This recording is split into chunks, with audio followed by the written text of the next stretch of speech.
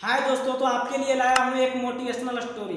एक इंसान होता है जिसका मम्मी पापा क्या कर देते हैं, शादी कर देते हैं। तो शादी करने के बाद बहुत दिन बीतने के बाद एक क्या उसके पास आता है, बहुत बुरी सिचुएशन आ जाता है।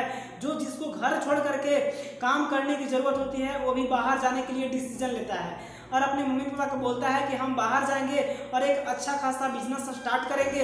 तो उसके मम्मी पापा बोलते हैं कोई दिक्कत नहीं है बेटा, तुम बाहर जाओ और अच्छा बिजनेस स्टार्ट करो और अच्छा खासा पैसे कमाओ। वो क्या करता है इंसान, अपने लाइफ में अपने पत्नी को छोड़ करके, घर पे एक प्रेग्नेंट पत्नी को छोड़ करके वो बाहर निकल जाता है अपना बिजनेस स्टार्ट करने।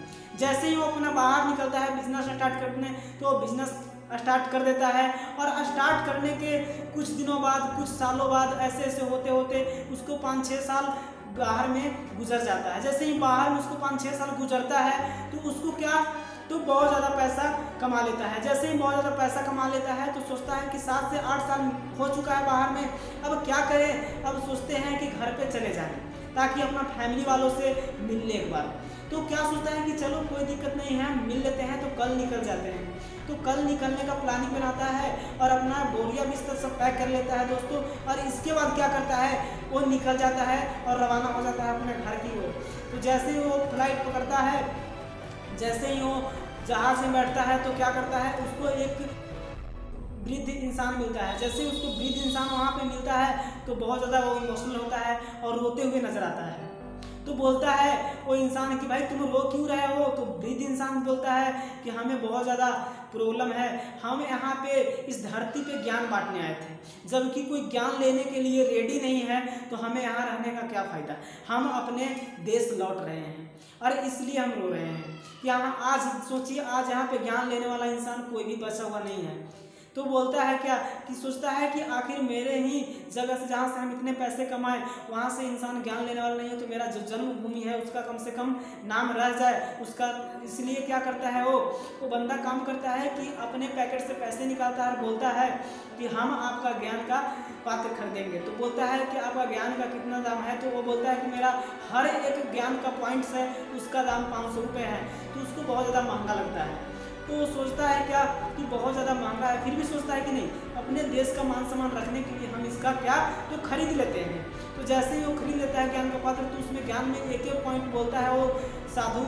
वो क्या बोलता है साधु, एक एक चीज़ बोलता है कि आप कभी भी कोई गलती करे या क्रोध आपको आए, आपको बहुत ज़्यादा कोई गलती लाइफ में कर दे और आपको उस पर क्रोध है, तो आप क्या करना, सिर्फ एक काम करना, 2 मिनट आप रुक करके और सोचना और समझना, इसके बाद कोई काम या कोई कदम उठाना। तो इंसान वो कॉपी में नोट कर लेता है वर्ड को, ये पॉइंट को नोट कर लेता है।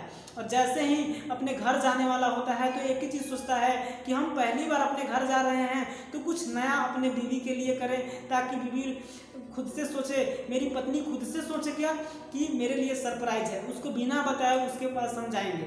तो वो डिसीजन लेता है। और जैसे ही द्वारपाल वहाँ पे मिलते हैं तो वो लोग उससे बोलता है कि तुम नहीं बताना कि घर में हम आ रहे हैं, आज आने वाले हैं, आज पहुँचने वाले हैं। वो लोग को चुप करा देता है पैसे दे करके, तो वो लोग चुप हो जाते हैं।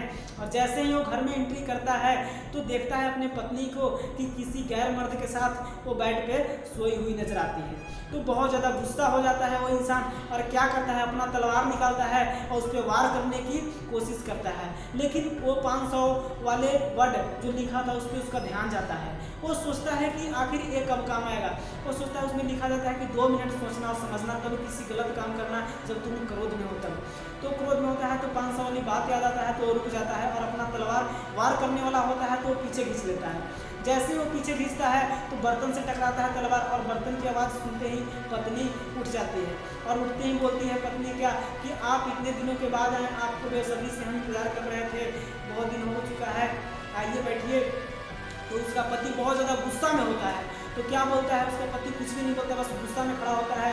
उसके बाद उसको क्या, लड़की उठ जाती है। तो वो पत्नी बोलती है कि देखे तुम्हारा एक पापा जी हैं, एक पिताजी आ चुके हैं, इनको आप प्रणाम कीजिए।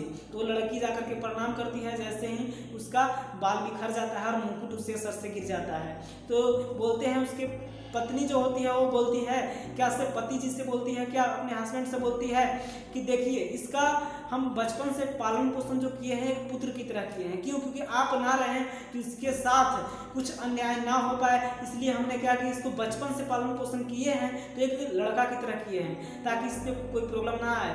तो उसको देख करके अचंभित हो जाता है क्या? उसका पति, और सोचने लगता है कि आज सोचिए जो हमको ज्ञान महंगा लग रहा था बहुत ज़्यादा 500 का ज्ञान, ये तो 500 से भी ज़्यादा बड़ा ज्ञान है, क्योंकि आज ये मेरे पास ज्ञान नहीं होता, आज हमें नहीं सीखे होते पॉइंट, तो आज अपने फैमिली से हम हाथ धो बैठते हैं। इसीलिए आप समझ सकते हैं इस स्टोरी का कहने का माध्यम ये है कि आप कभी भी क्रोध में रहें या कभी भी कहीं भी आप जाएं और आप बहुत ज़्यादा क्रोध में हैं तो पहले आप सोचें समझें और उसके बाद आप डिसीजन लें कि हम क्या करें अपने लाइफ में, या किसी के साथ गलत करें या सही करें। अगर आप ऐसा नहीं करते हैं तो बिल्कुल आप भी उसी इंसान की तरह गलत कर बैठेंगे। इसलिए आप सोचिए, क्यों? क्योंकि आज इस वीडियो में आप लोग जो वीडियो को आप लोग फुल देखे होंगे तो आप लोगों को स्टोरी समझ में आया होगा, तो आप इस वीडियो से ज्ञान ले सकते हैं। और ज़्यादा नहीं कुछ कहना चाहूँगा, अगर आपको वीडियो थोड़ा सा भी 1% भी अच्छा लगा तो लाइक कमेंट सब्सक्राइब करें ताकि इससे मोटिवेशनल स्टोरी आप तक लाता रहूँ।